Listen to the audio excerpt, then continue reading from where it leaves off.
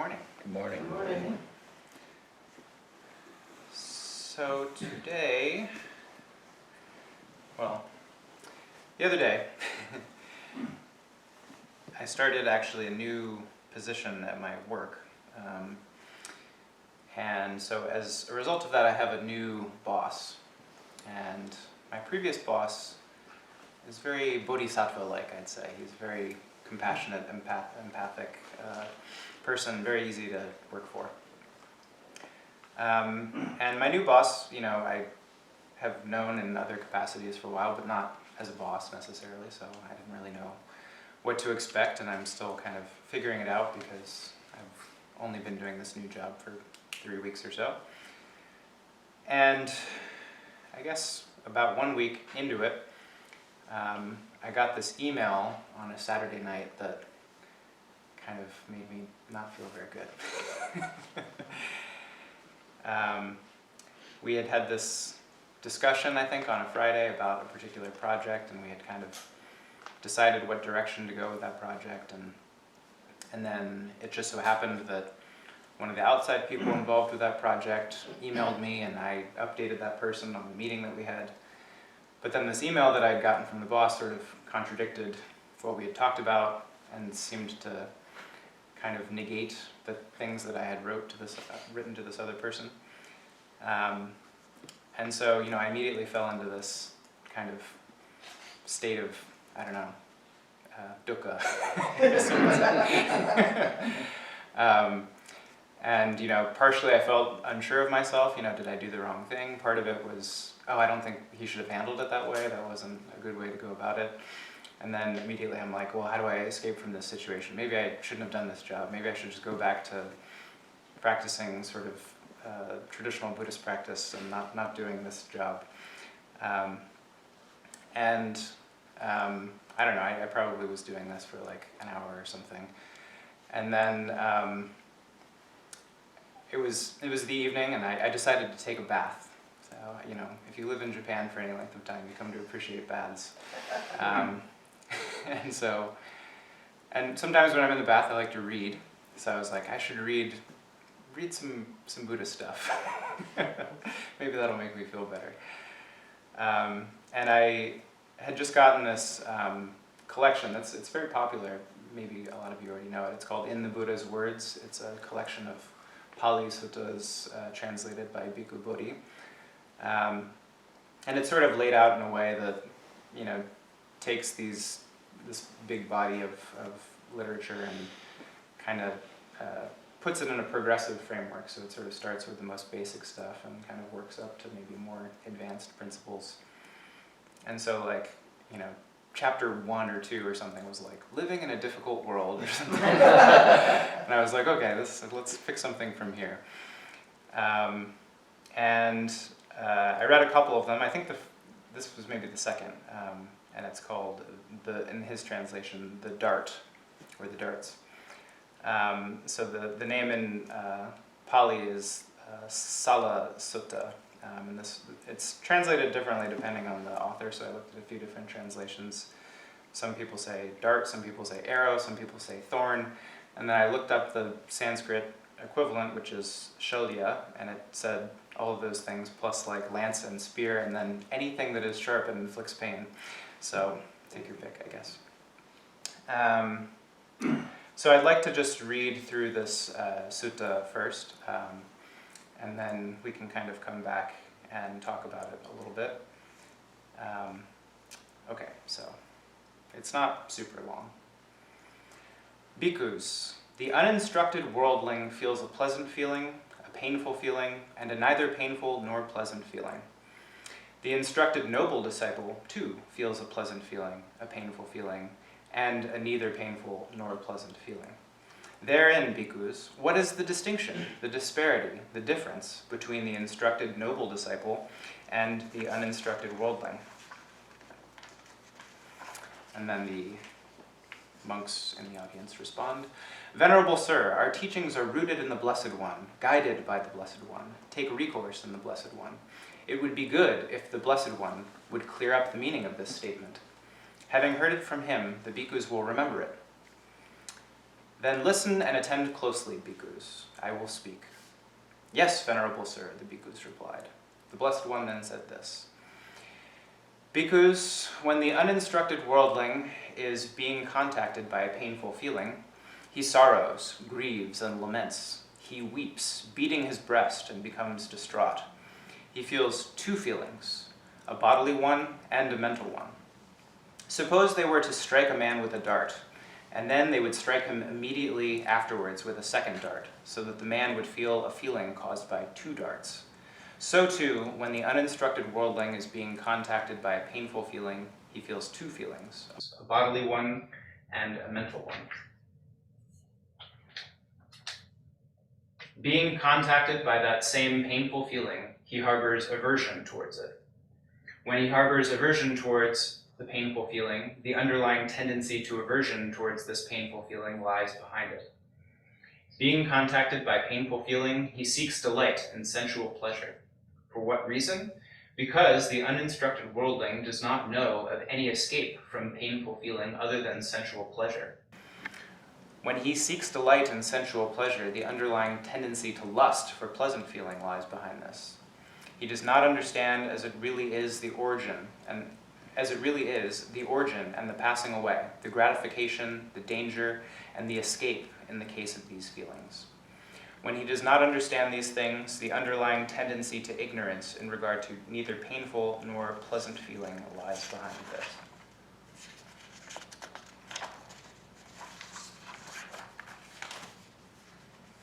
If he feels a pleasant feeling, he feels it attached. If he feels a painful feeling, he feels it attached. If he feels a neither painful nor pleasant feeling, he feels it attached. This, bhikkhus, is called an uninstructed worldling who is attached to birth, aging, and death, who is attached to sorrow, lamentation, pain, displeasure, and despair, who is attached to suffering, I say. Now, bhikkhus, when the instructed noble disciple is contacted by a painful feeling, he does not sorrow, grieve, or lament. He does not weep, beating his breast and become distraught. He feels one feeling, a bodily one, but not a mental one. Suppose they were to strike a man with a dart, but they would not strike him immediately afterwards with a second dart, so that the man would feel a feeling caused by only one dart. So too, when the instructed noble disciple is contacted by a painful feeling, he feels one feeling, a bodily one, not a mental one. Being contacted by that same painful feeling, he harbors no aversion towards it. Since he harbors no aversion towards painful feeling, the underlying tendency to aversion towards painful feeling does not lie behind this. Being contacted by painful feeling, he does not seek delight and sensual pleasure. For what reason? Because the instructed noble disciple knows of an escape from painful feeling other than sensual pleasure. Since he does not seek delight in sensual pleasure, the underlying tendency to lust for pleasant feeling does not lie behind this. He understands as it really is the origin and the passing away, the gratification, the danger, and the escape in the case of these feelings. Since he understands these things, the underlying tendency to ignorance in regard to neither painful nor pleasant feeling does not lie behind this. If he feels a pleasant feeling, he feels it detached. If he feels a painful feeling, he feels it detached. If he feels a neither painful nor pleasant feeling, he feels it detached. This, bhikkhus, is called a noble disciple who is detached from birth, aging, and death, who is detached from sorrow, lamentation, pain, displeasure, and despair, who is detached from suffering, I say. This, bhikkhus, is the distinction, the disparity, the difference between the instructed noble disciple and the uninstructed worldling. And then it ends with a verse. The wise one, learned, does not feel the pleasant and painful mental feeling. This is the great difference between the wise one and the worldling. For the learned one who has comprehended Dharma, who clearly sees this world and the next, desirable things do not provoke his mind. Towards the undesired, he has no aversion. For him, attraction and repulsion no more exist. Both have been extinguished, brought to an end. Having known the dust-free, sorrowless state, the transcender of existence rightly understands. So that's the Dart Sutra. So I read this and I kind of immediately felt better. I guess I felt a little bad that I fell into the category of uninstructed worldling, despite being a Buddhist priest. But it did sort of remind me that it was my own choice as to how to kind of react to this sensory input that the email gave me.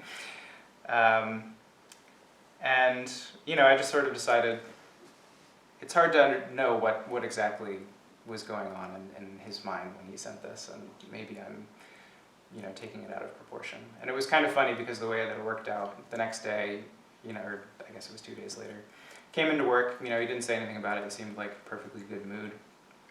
And then we got an email back from the person that he had sent this email to, and it sort of worked out that we had just kind of done a good cop, bad cop kind of thing on this person and got what we want. Like I had been nice and he had been kind of forceful, and it worked out well. So, it was good to wait, I think, and not react in some stupid way. And of course, I think that this is just the truth of impermanence, and this is, I think, so important and so easy to overlook. Is when a feeling arises, it's bound to cease before very long or change into something else. So I think giving things time is a really important lesson that we can take from impermanence. So anyways, to go through this text, as it begins, the Buddha poses this question of, what's the difference between regular Joe Schmo and an instructed noble disciple,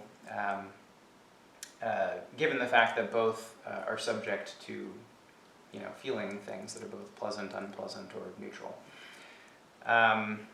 So this word, I really like, uninstructed worldling. That's a good term. The original, I have the Sanskrit noted here, but in Pali it's similar, but it's pratugjanna, which means, literally it means different birth, which is kind of strange. And the sort of commentaries say that the reason that it's called this is, either to indicate that someone stuck in samsara is going to go through a lot of different births as they continue to suffer in samsara. Or it might be to point out that, someone who's an uninstructed worldling has kind of a different, fate, if you will, than someone who is an instructed noble person. So, at any rate, different birth is the term. In Sino-Japanese, this becomes bonpu, which we see pretty frequently in the Chinese, Japanese canon. And that literally means just ordinary person. So it's kind of similar to uninstructed worldling. But interestingly, just as a little bit of trivia, Xuanzang, who's one of the really important translators of Indic texts into Chinese, he went for a straight literal translation, which is Isho, which is like literally different birth. But as is often the case, his very technical translations didn't prove very popular in the tradition, so no one uses that outside of his translations. The other important thing to note here is the word feeling is used a lot in this text, and that word here is referring to the second skandha. So in our Heart Sutra translation, that would be sensation. The Sanskrit is Vedana, and this is it refers to sort of the very first kind of mental kind of discrimination that we do as we sense something in the world. And all we can do is put a label, positive, negative, or neutral onto it. It's sort of that very first step. So before you recognize what the thing is, or whether or not you like it, or whether or not you want more of it, it's just this, positive, negative, neutral. So we have to be a little bit careful here, because I think the translation feeling might give us the impression that it means like emotion, emotion is further down the line in this chain of things. So it's really this initial sensation. So, the important takeaway from the first paragraph is, of course, that, regardless of whether or not you're an awakened or almost awakened person, versus just a regular person, you're still going to experience pleasantness, unpleasantness, or neutralness as you experience things out in the world. So then what's the difference between a instructed noble disciple? So, as is often typical, the monks say, "Oh, please, teach us, good sir, you know so much and we don't." There's one little tidbit here. So they say, "Venerable sir, our teachings are rooted in the Blessed One, guided by the Blessed One. Take recourse in the Blessed One." This I didn't mention. So this sutra is part of the Samyutta Nikaya, which is the connected discourses. So it's one of the major Pali collections. And in this case, there is what's called the Samyuktagama, which is the Chinese version of the same thing. And they're very closely parallel, actually, in this case. In many other cases of the other Pali collections, they're pretty different from one to the other, but in these two, they're very close. And it's sometimes thought that maybe the sort of contents of these collections was decided kind of pretty early on before there were sectarian splits in Buddhism, maybe given the close parallel in the contents. So I also looked at the Chinese version a little bit. And one kind of little difference here is, so instead of saying, "Our teachings are rooted in the Blessed One, guided by the Blessed One, take recourse in the Blessed One," it says, "The Blessed One is the Dharma root, the Dharma eye, the Dharma support." So I just had to point it out because we always like Dharma eyes around here. That's the Shobo Genzo, Anyways, moving on to kind of more important content. So this first paragraph that discusses the two darts. So it says, "When an uninstructed worldling is contacted by a painful feeling, he sorrows, grieves, and laments, and then he feels two feelings, a bodily one and a mental one." And then this is likened to two darts. So the first dart is the bodily sensation, and then the second one is, in this case, the sort of mental sorrow, grief, lamentation that we feel afterwards. I think it's important too to understand what is meant by bodily here, because we might get the sense that this just refers to like the physical body being pricked with things like arrows. But bodily is, of course, referring to all 5 sense organs. So it's anything that we can see, feel, touch, taste, etc. So in the case of receiving an email, my eye, contacted the computer screen and read the thing. So that's still like the bodily sensation there. Even though we think of like reading as a mental activity, there's still sensory input that's leading to it. So it's inclusive of all of the sense elements, not just touch. So the mental dart, though, so what it means by mental here is once we have that initial sensory input, how do we process it in our consciousness? How do we cook it, to use the phrase of Uchiyama Roshi? Also to note, the Chinese version has poison arrows, poison darts. Well, it's pretty clearly arrow in the Chinese translation also. So that's kind of interesting. Fits. So moving on to the next paragraph here. Being contacted by that same painful feeling, he harbors aversion towards it. And so aversion sort of lies behind it. This, of course, relates to what we've talked about here on several occasions. Hojo-san also has mentioned this from Pali materials, this idea of the skandhas subject to clinging, the upadana skandhas. And the idea here is there are just the skandhas themselves, which is like the first dart. We can't avoid that, just being a being in the world that senses things. But when those skandhas become subject to clinging, when they become the upadana skandhas, that's the second dart, essentially. That's where there's a drive kind of behind those things that we feel. So when we feel something painful, we want to get away immediately. When we feel something we like, we want more of it right away. And when we feel something neutral, we don't care. So those kind of, when the three poisons underlie the skandhas, that's when they become upadana skandhas. And also why it's fitting that the Chinese translation uses poison arrows, because we have the three poisons, of course.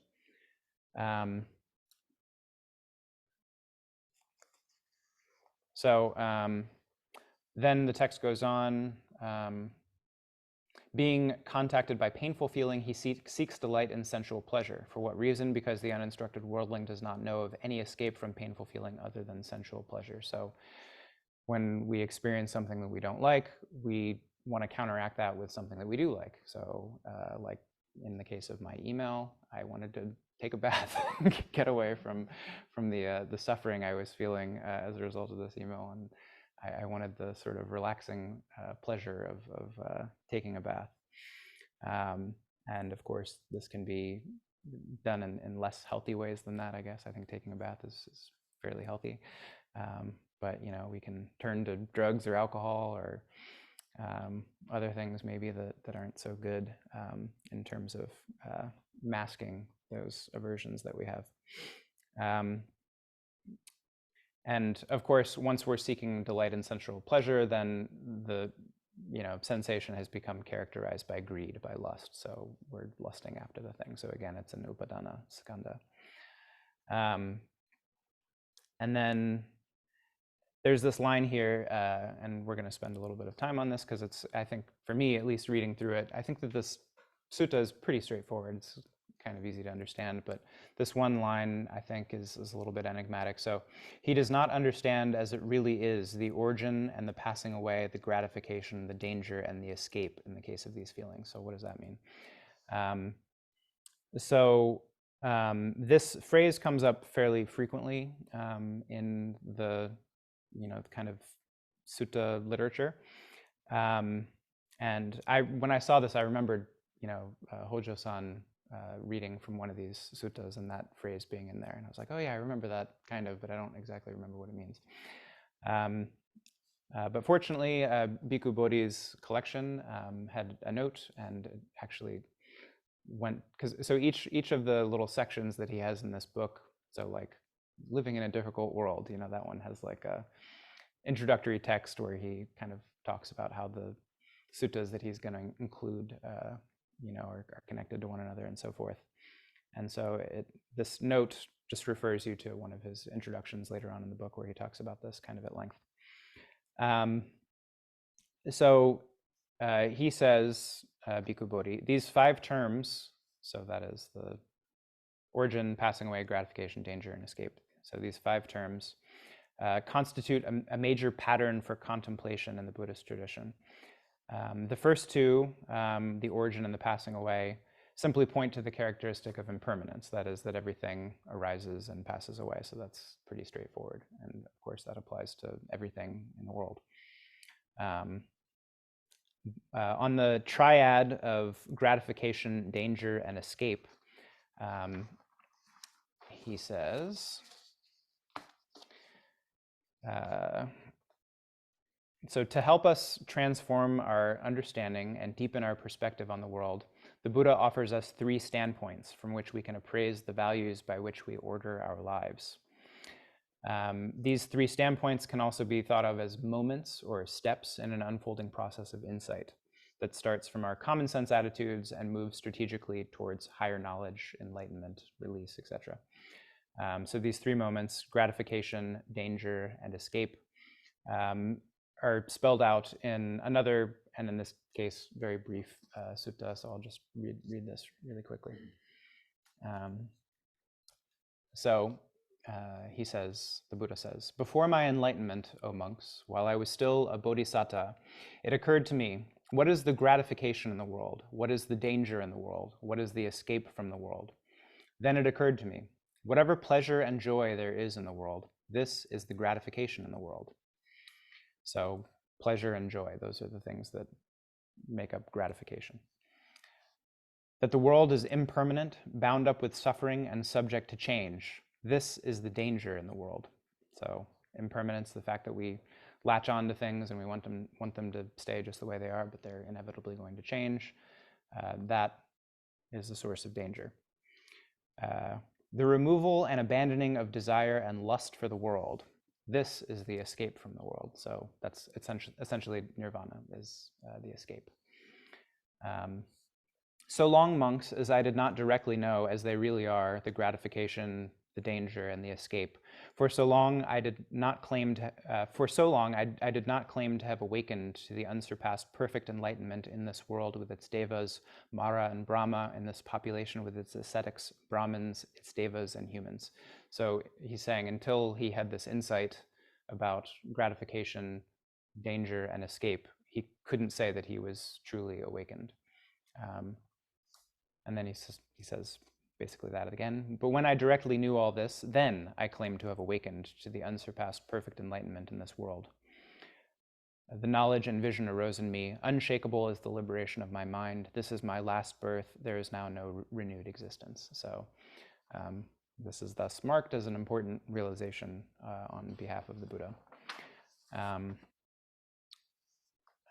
So you'll find that this scheme, this gratification, danger, and escape is applied to various different lists within the Pali material. So sometimes he'll talk about the 5 aggregates, for example, like what is the gratification, danger, and escape in terms of each one of these.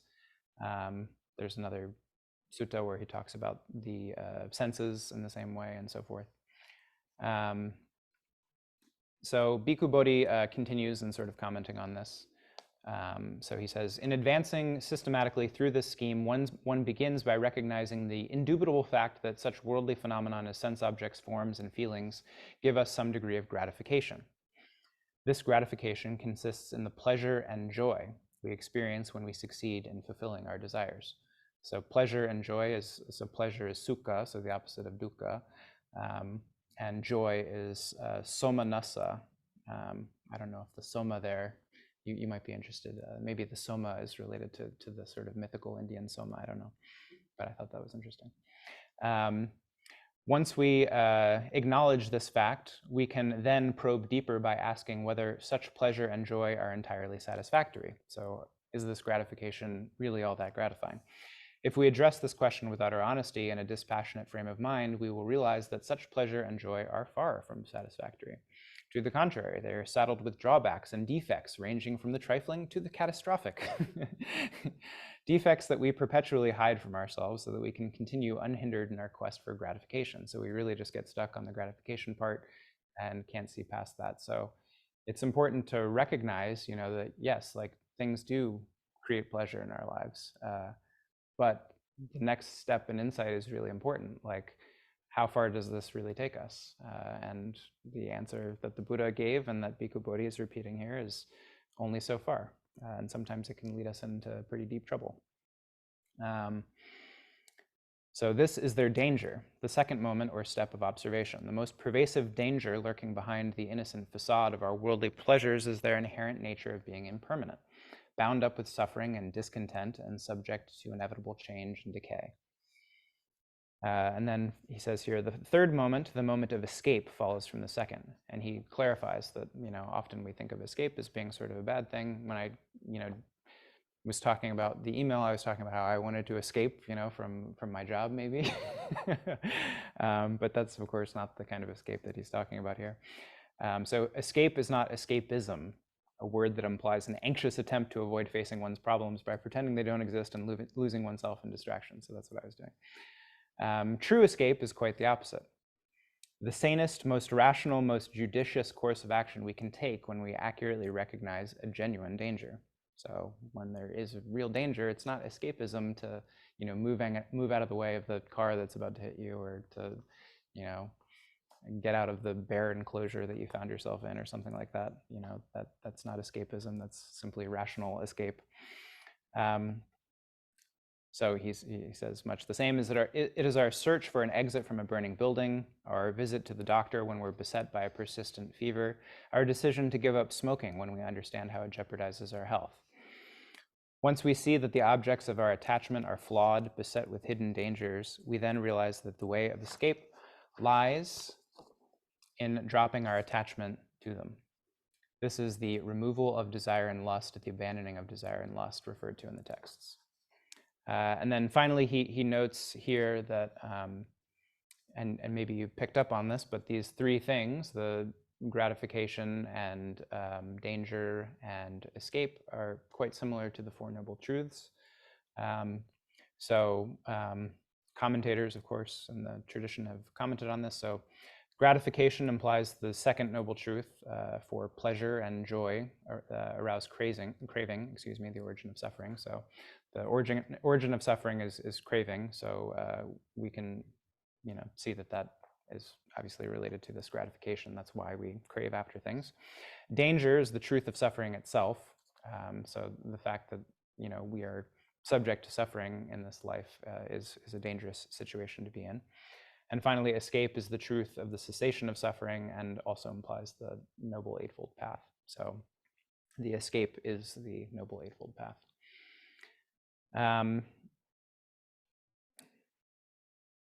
And then, okay, so that's basically in a nutshell what this triad means. So going back to the text,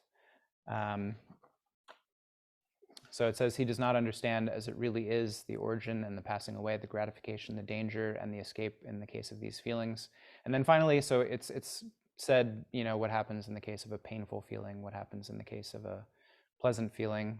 But then it says, when he does not understand these things, the underlying tendency to ignorance in regard to neither painful nor pleasant feeling lies behind this. So this is kind of interesting too, I think. It's sort of easy to overlook. But this neither painful nor pleasant, that is a neutral feeling, so one that we don't really care one way or the other about. But I think maybe to include all three of the poisons, this one was tied to ignorance. So when we kind of fail to understand, we essentially have a neutral feeling in regard to those things because we're not understanding it correctly. And so in having a kind of neither a neutral feeling towards it, we're kind of having the wrong reaction essentially, and that's an ignorant reaction, I think, is what's trying to be said here. And I think that this dovetails kind of nicely. So at the end, I'm going to talk about what this means in terms of the Zen understanding of things and sort of Dogen Zen terms. So I'd like to just bring in Menzan here. So this is from Jiju Zammai, which Hojo-san will be talking about in May. I have another little bit of this I'll quote later as well, but if this interests you, please come in May.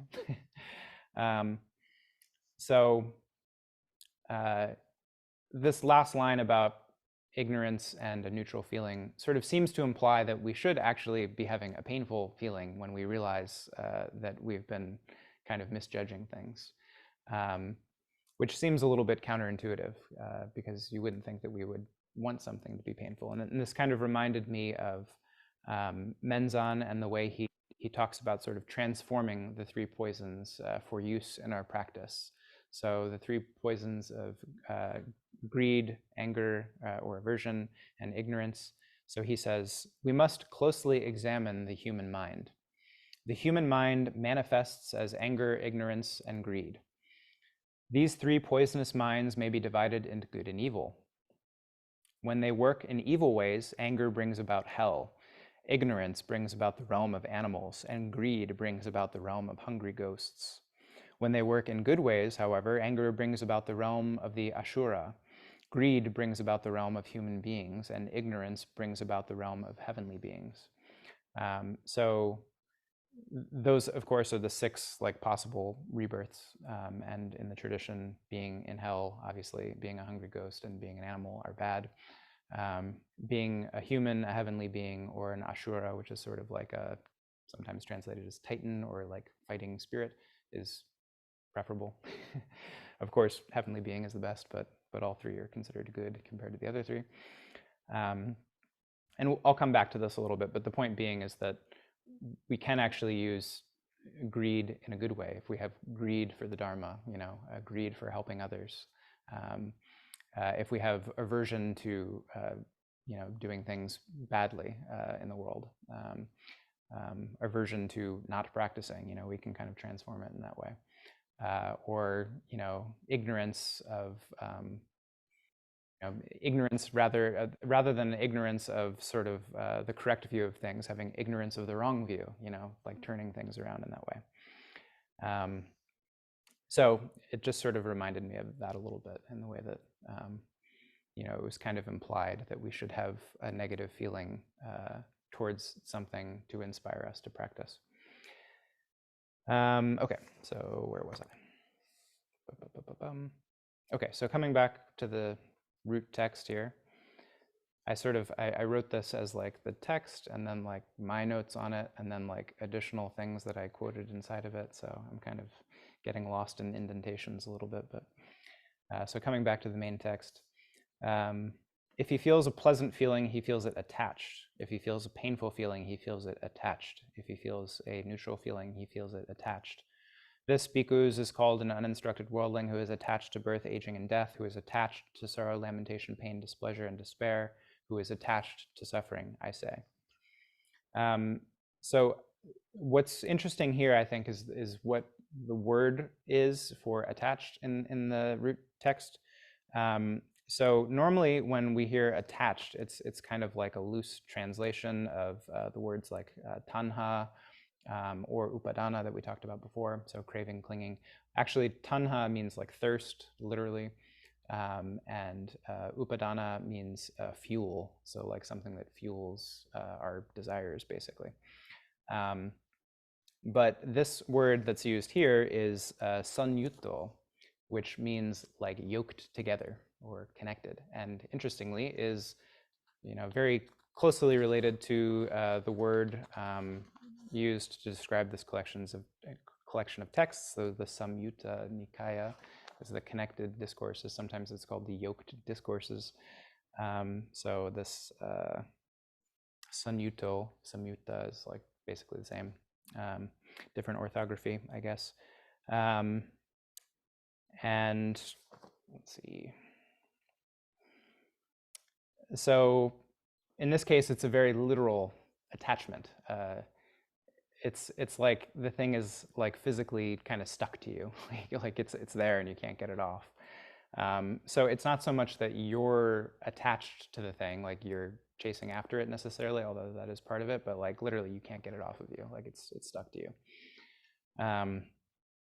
And I think that that's how these things can feel, like unless we come at it very skillfully, it can be very hard to sort of set aside that the feelings that the second dart gives us. It really does feel like it's stuck to us and it won't go away.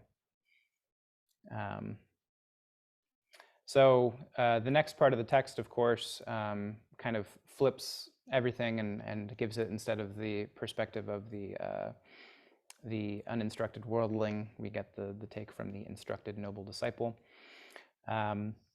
So this term noble disciple, strictly speaking, in the Theravada tradition usually refers to what they call a stream enterer, which is kind of like the first step towards awakening. And it's said that someone who has attained this stage has broken the first three fetters, they're called. So the fetter of self-view, clinging to rites and rituals, and skeptical doubt about Buddhism. So I think self-view is pretty clear. Of course, that's common to our tradition as well, that we want to kind of not indulge that. The second one's sort of interesting. So the clinging to rites and rituals. So this, I think, refers to particularly the Indian context, where people thought that by engaging in rites and rituals, that would solve their problems essentially by itself, and you didn't really have to do anything else. In kind of Buddhist cultures, this sort of thing reemerges in a lot of cases, and many sort of lay people, their only interaction with the tradition is through rites and rituals, which this text tells us doesn't really work. They do have, I think, a function, I guess, but it's not going to be a way to solve our sort of fundamental root problems.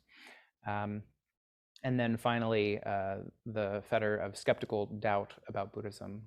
So someone who's attained this stage really doesn't have any doubts that this is the right thing to practice.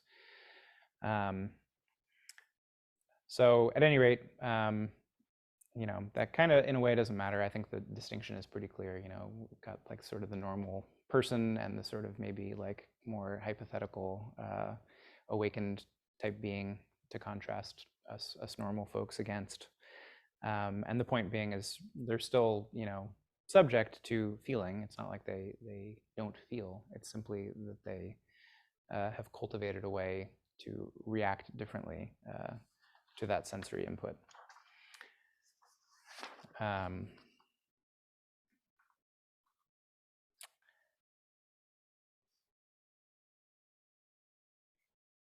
Okay, so coming back to the so we heard that the ordinary worldling feels everything attached. He feels it attached. He feels the painful feeling attached, the pleasant feeling attached, and so on. So of course we get the opposite for the instructed noble disciple. If he feels a pleasant feeling, he feels it detached. If he feels a painful feeling, he feels it detached. If he feels a neither painful nor pleasant feeling, he feels it detached. This bhikkhus is called a noble disciple who is detached from birth, aging, and death, who is detached from sorrow, lamentation, pain, displeasure, and despair, who is detached from suffering, I say. And the word detached is kind of dangerous, I think, in English because the popular psychological use of that term indicates someone who's kind of like intentionally withdrawn emotionally to kind of cope with anxiety or stress or something like that. So it's generally seen as a bad thing, but obviously that's not what's meant here. I think that the translator was simply trying to kind of use the same etymological structures in the way that the word was used, but the word again, so as we saw that attached was yoked together. So detached is, so that was sanyuto, so this is visanyuto, which just means unyoked, so no longer yoked together, de-yoked. So it doesn't have any connotation of this sort of sense of detached that we might have in the modern psychological sense. So again, we're obviously still subject to aging and death, but it doesn't cause us despair or anguish necessarily. And then it has the verse at the end, which basically restates, most of what was said. So I'm not going to add any commentary to that. So that's, I think, what the text means. Like I said, it's pretty clear, but I just thought I'd fill in those little tidbits there. But how then, should we understand this in terms of our Zen practice, which, of course, is a little bit different. So we're, of course, not drawing a distinction so much between uninstructed worldlings and instructed noble disciples. We're not trying to become stream enterers and sort of climb this ladder of ranks of awakening. Although, of course, it's not bad to have that as a direction. That's just not really our exact intention and with our practice here. So our practice is, of course, characterized by the understanding that samsara and nirvana are one, that they're not separate from each other. When we kind of escape, we're not really going anywhere. We're simply kind of changing our perspective, if you will, on the same exact world that we live in. And this is much the same as the sort of one hand versus five fingers kind of thing. You can have either view as you look at someone's hand, but it's up to us to sort of change that perspective. And of course, when we sit in zazen, we're able to sort of, the world is kind of transformed in a way, and we really have both right there in front of us. So when we sit zazen, the upadana skandhas are still functioning, right? So, to give maybe a concrete example, if you've been sitting a long time, maybe you're feeling some physical pain, like your legs hurt or something. And of course, it arises in your mind, my leg really hurts, I'd like to move. But, our practice as we sit here is opening the hand of thought. So we don't, let that thought attach to us. We don't let it get yoked to us. We remove that yoke and come back to just sitting. It might get re-yoked a moment later, but we're constantly unyoking it and kind of coming back to just sitting. So both kind of samsara and nirvana are there, right? As we kind of modulate between these, states of the arising of these upadana skandhas and then letting them go, going back. So we're sort of oscillating in a way between, I think, one dart and two darts. So as we open the hand of thought, we're kind of resetting to just the one dart, but then, a moment later, the second dart comes back and we have to take it out again, so we're just, it's a process of taking out the second dart. It's maybe another way of thinking about it. But it keeps getting shot back again. So we don't, of course, act either on these thoughts that arise. So whatever pleasure we might want to seek out while we're sitting, or whatever thing we might want to run away from while we're sitting, we can't really do it because we're just sitting there quietly and silently. So we're kind of negating that action of the mind in that way as well. So in this regard, I want to quote Menzan again from Jijuyu Zanmai. So he's talking about samsara in this, where I pick up this passage. So he says, Shravakas and Pratyeka Buddhas are frightened by transmigration and try to eliminate the three poisonous minds, which are the basic causes of transmigration, in order not to be reborn in the three worlds of desire, form, and no form.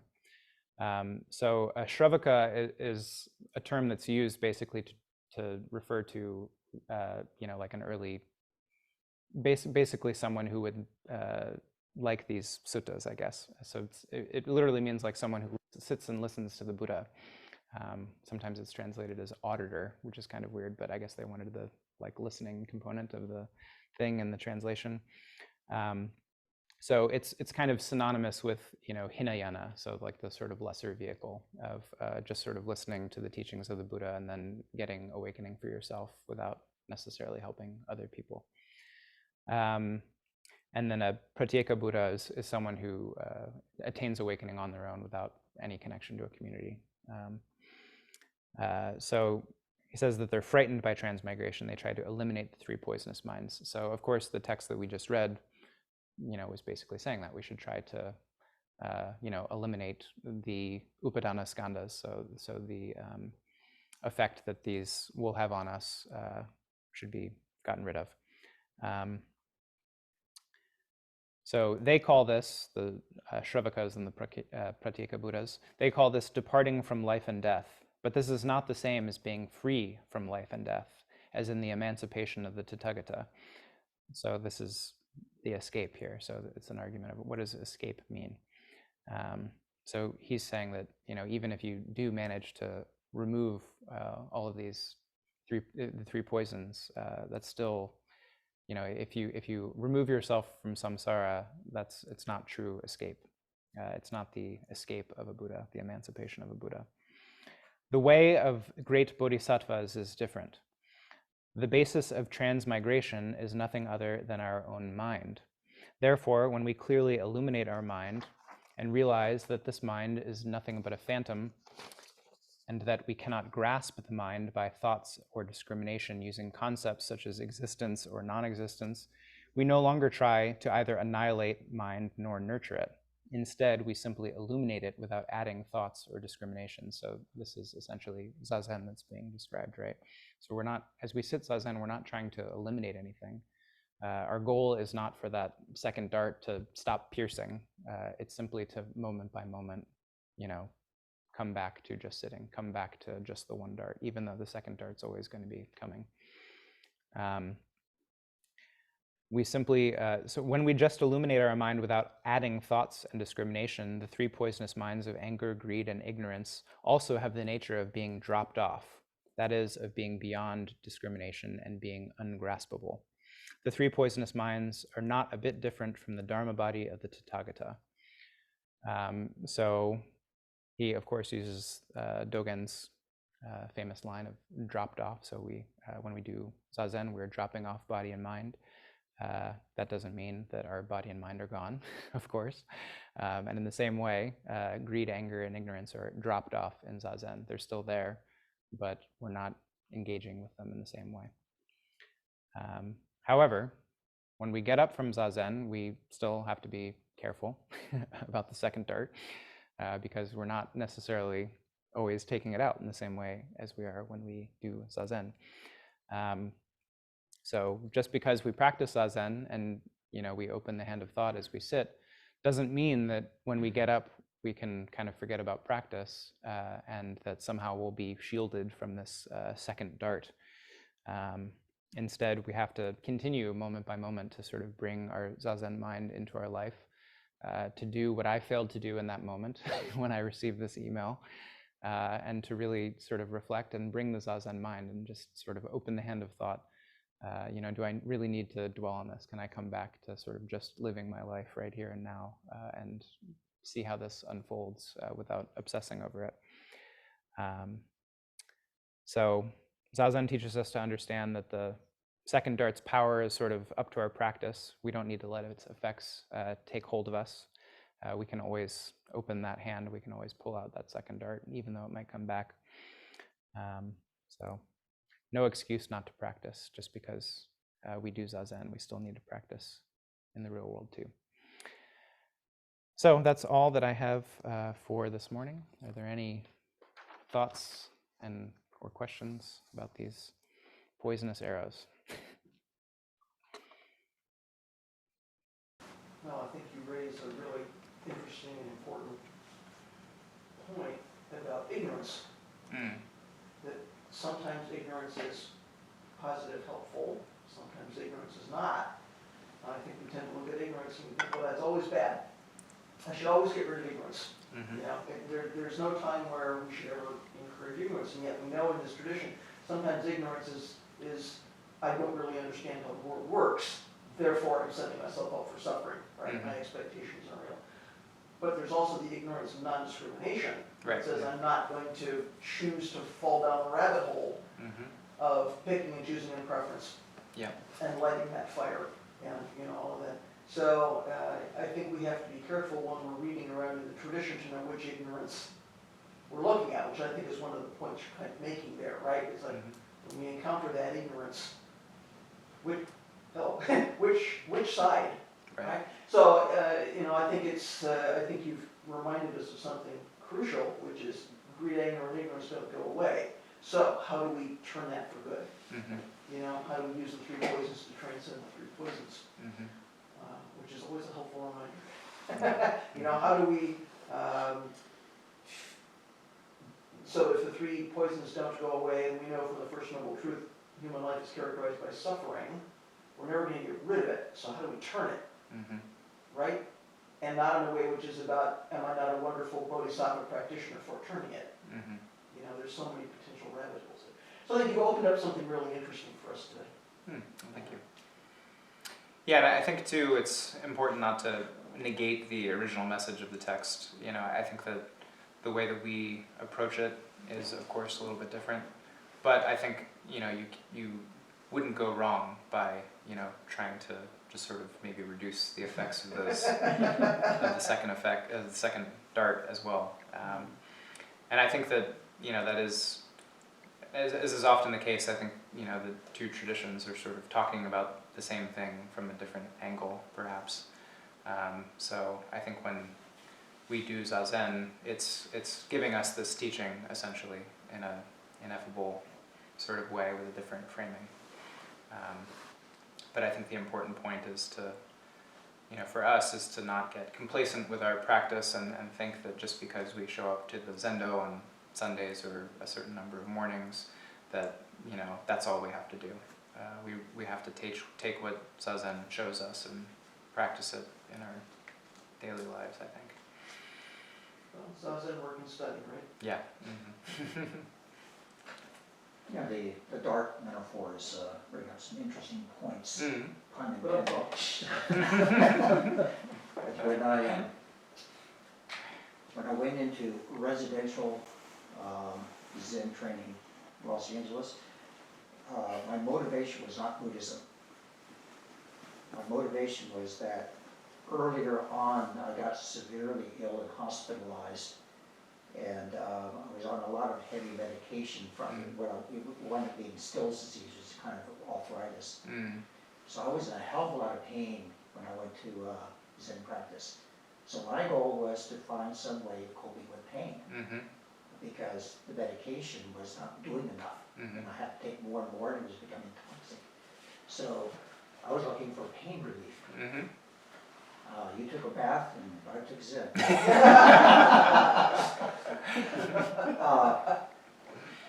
And the metaphor you bring up is exactly what I basically discovered doing zazen, is that there is pain as sensation. And sensation is neither good or bad, it just is what it is. The suffering comes about through the interpretation of the sensation, picking and choosing. So dropping picking and choosing and just sitting with the pain was still there, but the suffering was not. Right. So then I could get on to the business of enlightenment.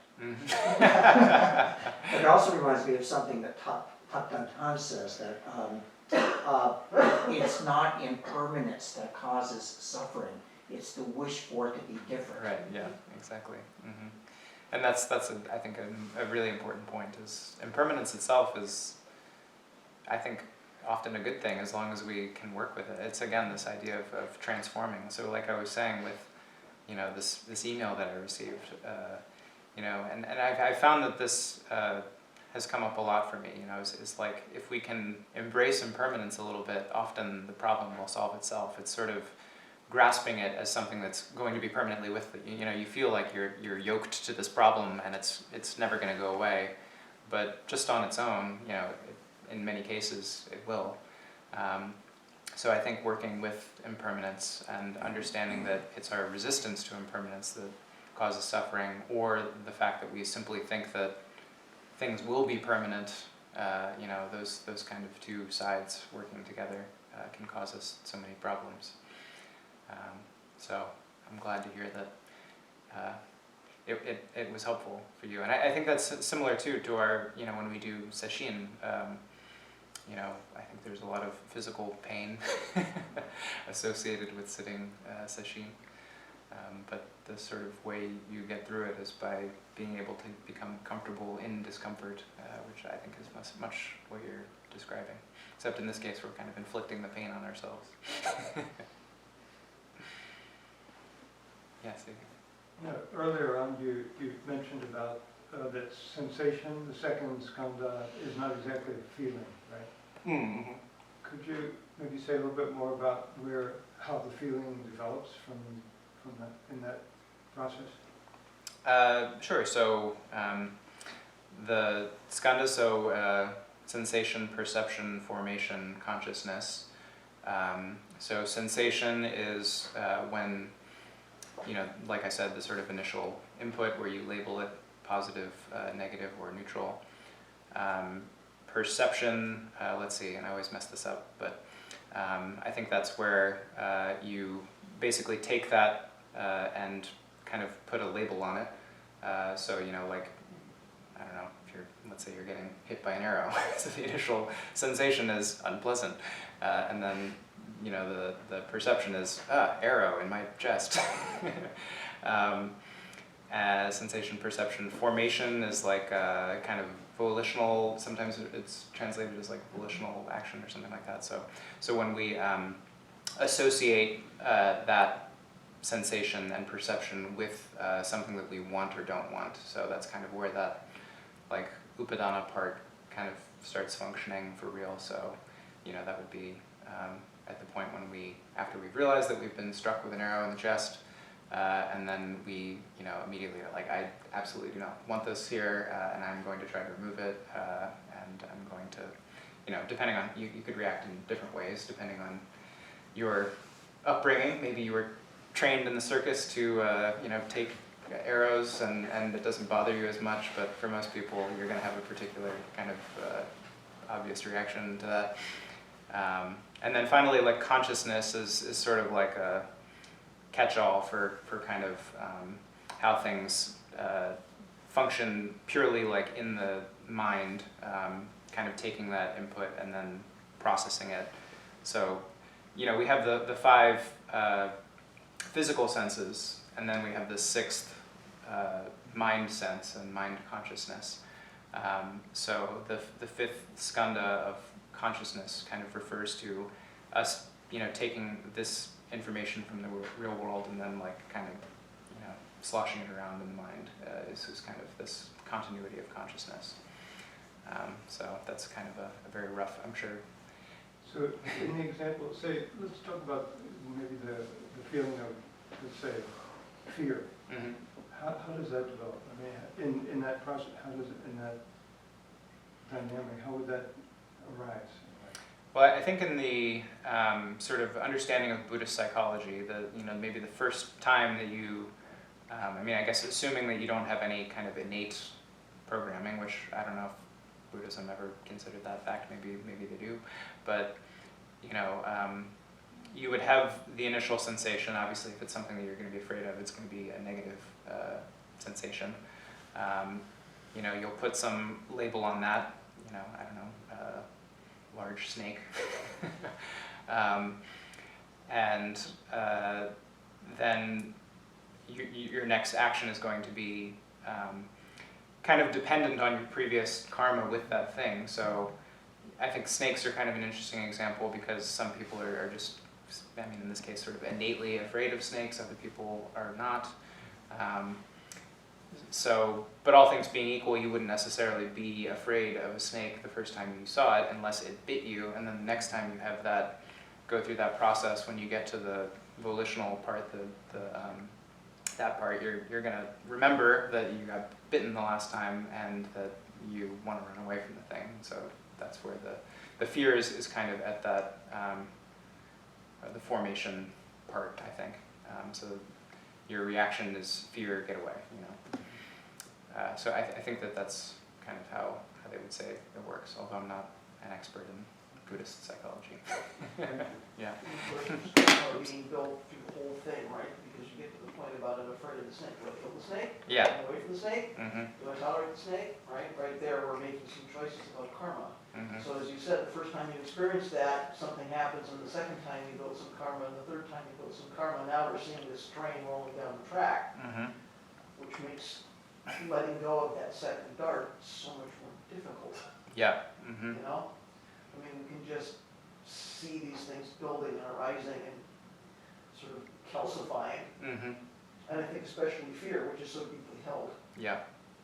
You know, anger comes from fear, other things come from fear. Fear is so deeply held, they really can create a shell that's very hard to crack. Mm-hmm. And speaking of snakes, incidentally, I was talking to a friend of mine who was my sort of first like kind of biology mentor, and he's an herpetologist, and he said that when he was, so he's I think in his early 70s now, but when he was a kid, he told me he read in National Geographic about this town in Italy where they have like a saint's parade, and the saint, you know, they bring out the saint's like statue, and it's draped in snakes. And it apparently descended from like an old Roman tradition of like snake worship that sort of got transposed onto this particular Christian saint. And he said his whole life he wanted to go, and he just got the opportunity last year, and he was sending me like pictures and telling me about it. And he said like literally everyone in the town loved snakes because it was like their tradition, you know, and they were very like proud of it. And it's crazy, these pictures that he sent, it's just, you know, throngs of people holding snakes, you know, it's like the whole village comes out and they handle these snakes together, and you know, they all take turns like taking a snake and draping it over the statue of the saint. They're like the Hopis, because the Hopi have the snake dance. Yeah. So I think it's an interesting point about, you know, Buddhist psychology, because we don't necessarily need, I mean, this is a good example, like you don't necessarily need to be afraid of snakes. There's a whole village of people that are not afraid. I guess I think about the first arrow as being sort of conditioning, Mm-hmm. and I think that's a great example of, you know, you might be conditioned to be afraid of snakes, you might be conditioned to love snakes. Mm-hmm. Just being aware of snakes is neutral, right? Yeah. That's, Mm-hmm. but that first arrow never goes away, right? Both the noble and the ignorant Right.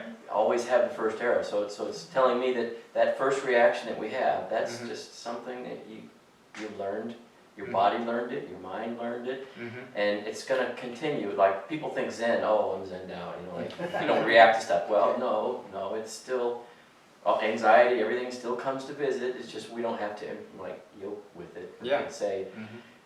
and I think that's something I continually remind myself that the act, it's not an action to let go of something that you're holding on to. Mm-hmm. Just the holding is the action, Right. right? Mhm. That the letting go is just, stop and holding on. Mm-hmm. So it's not a deliberate, you know, I mean, it's a volitional act, but it's not an ego-driven thing, like Right. a subject-object. It's, I don't need this anymore. Mm-hmm. Or you didn't pick it up in the first place. Right. So if he dropped a snake in your lap while you're doing zazen, We're both doing something. Yeah. snakes do zazen too. I really appreciate your talk. First of all, it's bringing up a lot of connections with something I'm working on in my own practice right now. And the snake analogy thing too. We keep talking about how we should react to the snake, but I wonder sometimes it's a perception problem. That's not a snake actually anyway. Right. It's Yeah. a piece of rope, it's a shadow, it's Uh-huh. something, and we've already gone to the Mm-hmm. interpretation part. Yeah. Um, But this whole question, like your email and your reaction to that and your subsequent strategizing to Mm-hmm. get away from that. My most recent retreat with my teacher, I was complaining to him that, you know, I've been sitting all this time, I used to wear long robes, I know this stuff, I can read stuff and understand, but I still am not good to my family sometimes, I'm not good to myself, I, you know, fail at this, that, and the other, I don't understand, you know. Yeah. They said, oh, you do this, and then it you know, carries forth. He's like, no, you have to practice it, Mm-hmm. you know. And when you hear that, you're like, well, no shit. but he's, you know, in a very concrete way, and Yeah. he teaches silent illumination, sort of like Shikantaza, and Mhm. also Wato, Mhm. both. But either way, everything is always started. Every meditation, every ritual, everything is relax the body, ground the body, Mm-hmm. adjust the feeling tone, now engage. Yeah. You can, he said, like, you can do that when you're on the toilet, you can do that when your kid is being a whatever, you can do that when you are angry and feeling like you're at the edge of control. Like, it's time. Yeah. Yeah, 20 years of doing whatever, that's lovely, but Mhm. you have to practice it. And it was just like, my Christian friend calls it getting hit with a spiritual 2x4. You know, you're like, oh wow, I feel really dumb, but also really grateful. Mhm. Really grateful, you know. So, and I'm grateful to you for your talk that we need the reminders. Yeah. Just like you got out your sutta and said, I need a reminder. Yeah, and I think that's the importance of Sangha, I think, for me, you know, and because by spending time with a community, you, I think, can find yourself reminded more easily. Like, I think if you try to, you know, like, one of the things that I don't like about my job is, you know, it limits my time with Sangha. Of course, like, there's a broader Sangha, I won't discount that, but the people that I, you know, work with don't necessarily, you know, have the same kind of intentions and so forth that we have here. And so it can be easy to forget, you know, what we intend when we're away from it, you know, if we're not constantly practicing it. And so, you know, I think that that's, the importance of Sangha is just because it sort of forces you to remember, but also the importance of constant, diligent practice, finding a way to really remind ourselves of our intention. And I think that's, you know, this is one of the original meanings of the word mindfulness, right, is that we have to keep in mind our intention, keep in mind what we want to do. It's not necessarily like this modern notion of having kind of a bare awareness. Sort of self-consciousness that It's like, more... I am doing X, and in Buddhism we're like, who's doing it? Yeah, right. You know? And then one other sort of note, it's the snake, mistaking the rope for snake, is a common metaphor in Buddhism, of course. I had a friend, this is just kind of a funny story, a Buddhist friend of mine texted me the other day, and he said, I thought I saw a snake today, but it was actually a rope, like in real life. It's like, it never gets old.